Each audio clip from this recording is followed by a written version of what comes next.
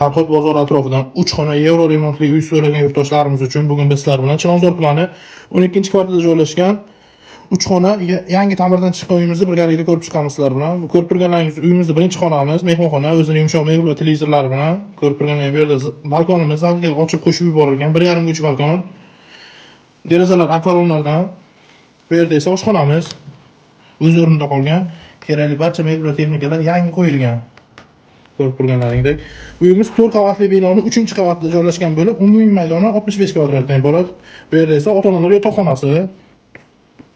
Ko'rib turganlaringdek, zalimiz bilan bir xil kattaligida ikkinchi xonamiz, o'zini barcha kerakli jihozlar bilan jihozlangan uyimiz.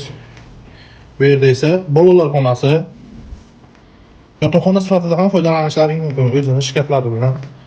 Uyimizda barcha romlar akvaryumda almashtirilgan.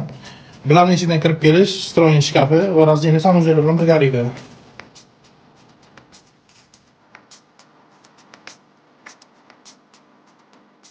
Intriga keladigan bo'lsak, Farhod bozori ro'parasida tunneldan chiqqanda joylashgan ushbu uyimizda videoda ko'rgan barcha mebel va texnikalaring bilan birgalikda egalari $91,560 baholashmoqda.